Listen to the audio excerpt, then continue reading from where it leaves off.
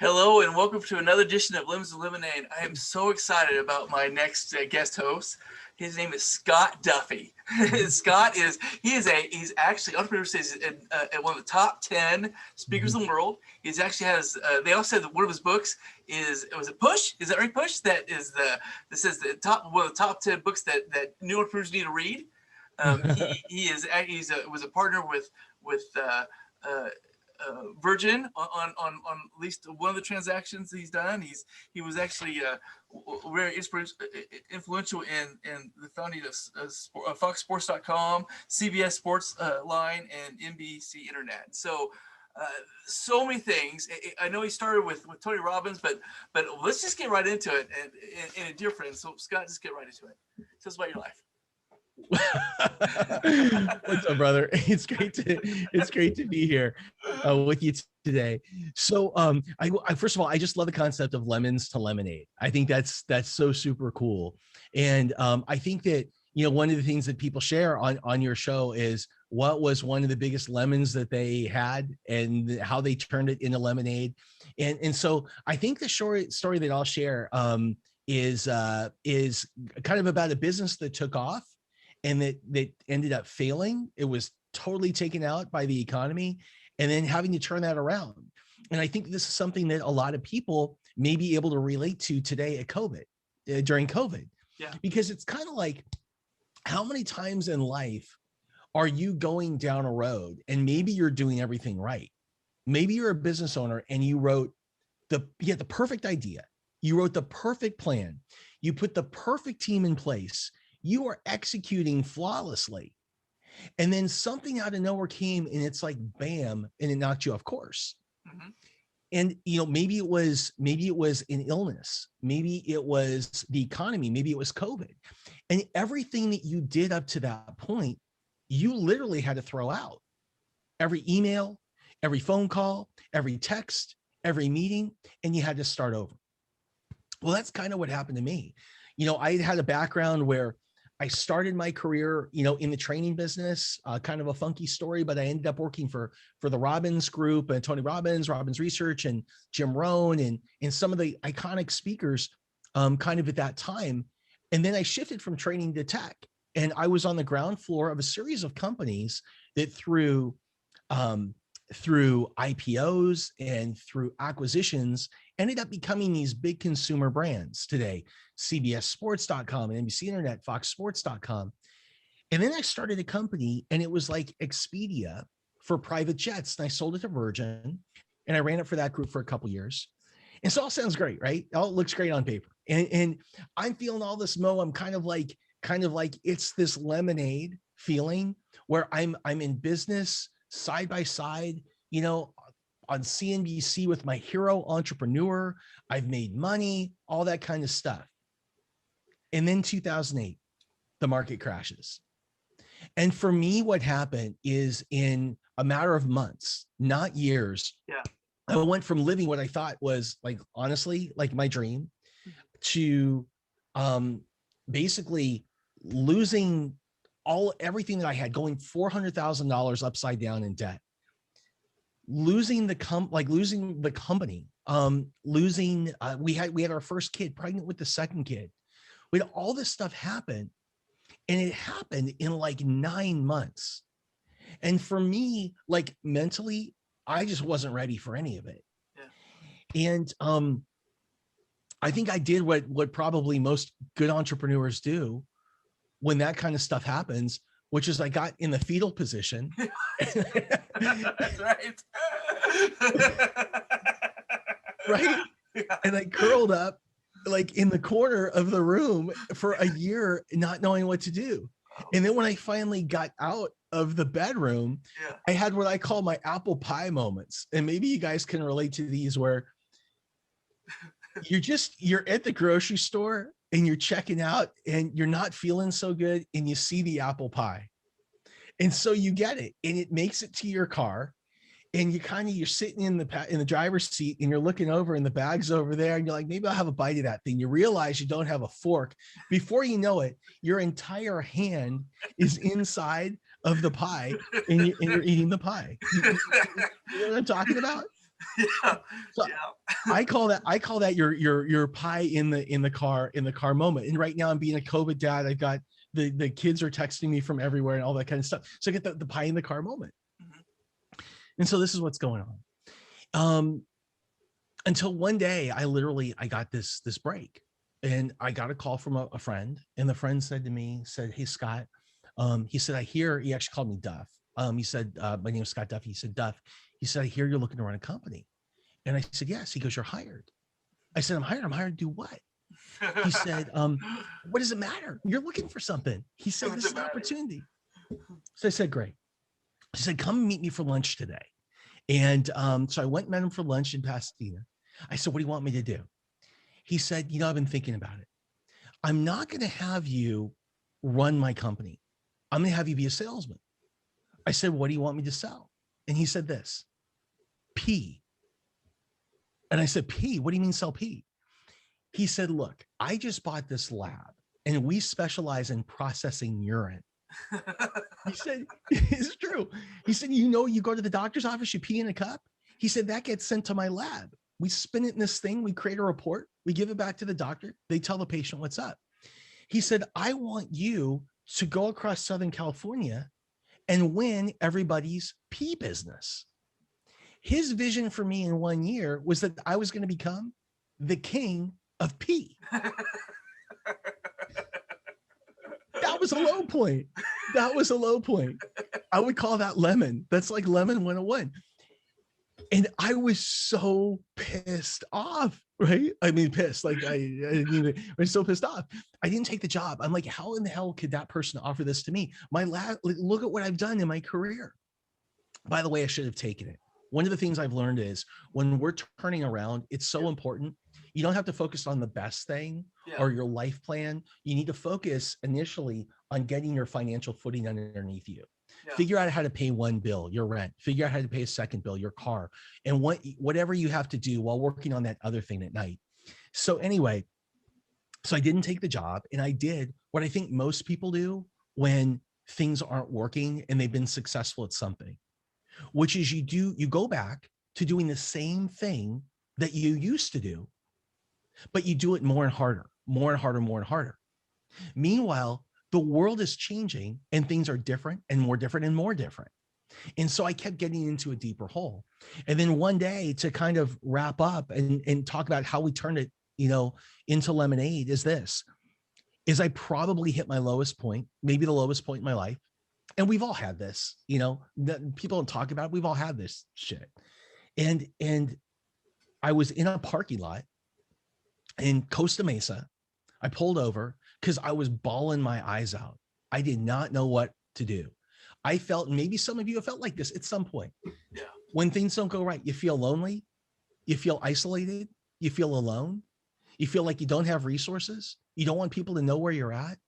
But you know what I did? I called one of my mentors. I called David Meltzer, one of my best friends. I called Dave. I said, "Dave," I said, "I don't get it." I said, "You guys all, I've got this great network. Tell me I'm doing all the right things in business and nothing's working." And he said to me, "Starting today, we're going to stop working on your business and we're going to start working on your head." And that's when everything shifted. He said, "There's 4 things. This is my recipe now for turning lemons into lemonade. 4 things we're going to do starting today. Number 1, you're going to take accountability for everything in your life. It was no longer the market, it was you. It was no longer them, it was you didn't change fast enough." All those things. Number 1, you're going to be accountable. Number 2, he said, you're going to forgive yourself for all of it. And by the way, that was maybe the hardest thing for me to do.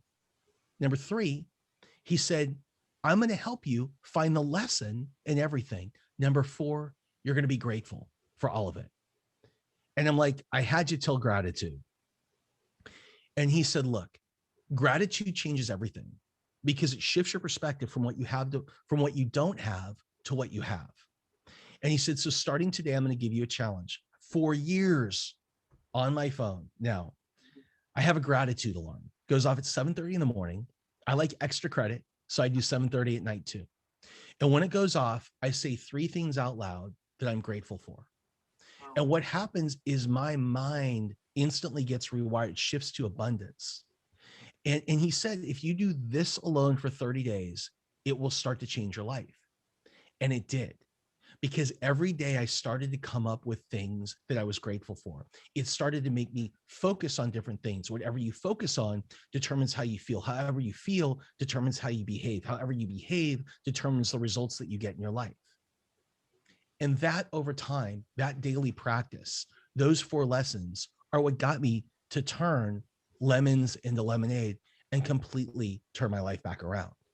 And what's interesting is when I came energetically from that place, I found happiness and success in ways that I never imagined that I would. I also learned that it was okay to share my story. It was okay to tell my story. And there were a lot of other people that were like me. And so, what I think is we think when times are tough and we got lemons that we're the only ones. Yeah. That ain't the case. And so what I would challenge all of you to do is to set an alarm on your clock. Call it your gratitude alarm. If you have kids, so this is what I did. What I did, again, some more extra credit.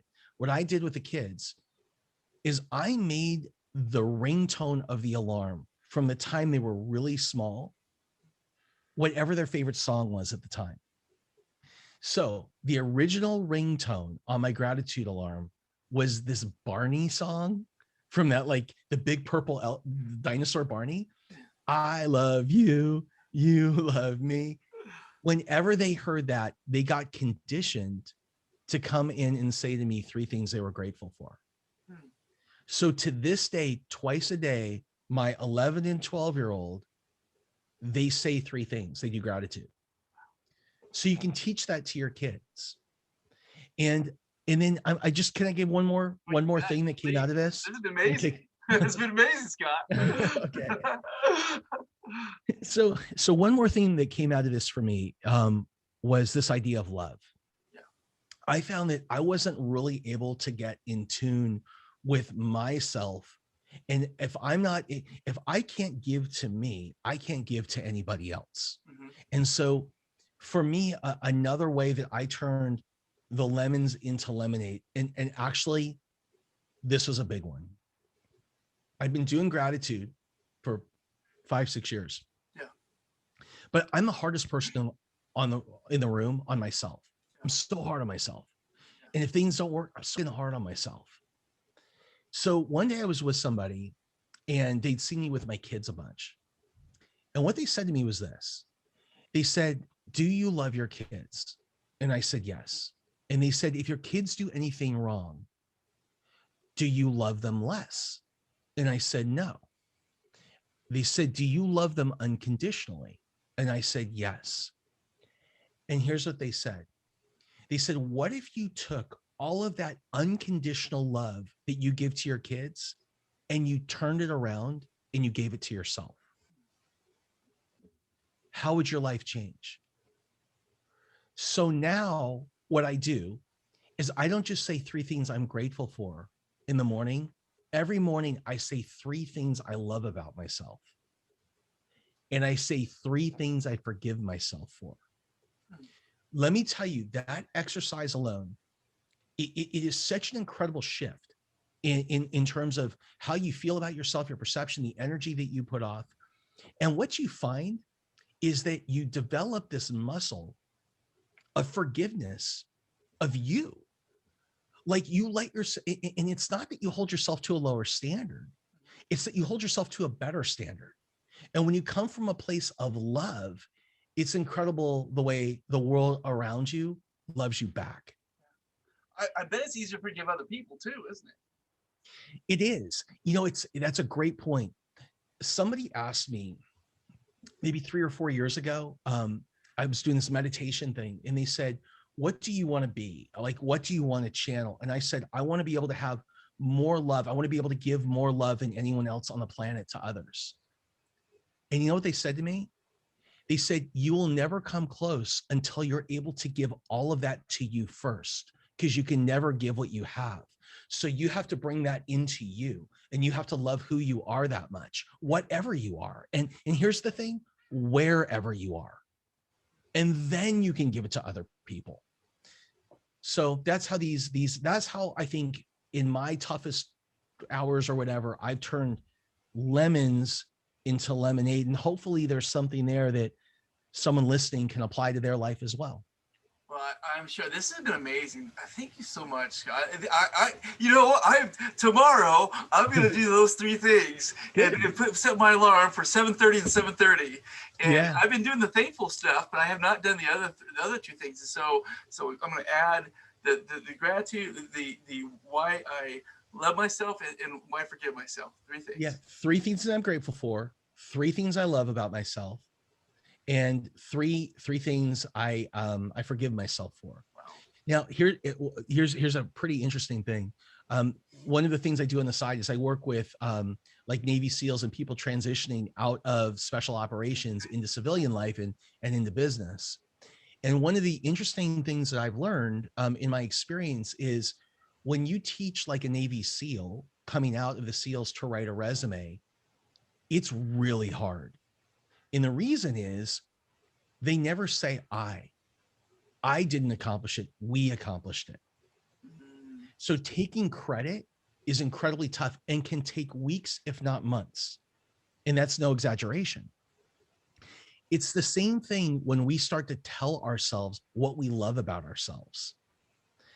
It's interesting what you experience the first few times. Most people that I've done this with experience how hard it is for them to come up with things that they love about themselves until they truly give themselves permission to allow themselves to feel like the cool stuff.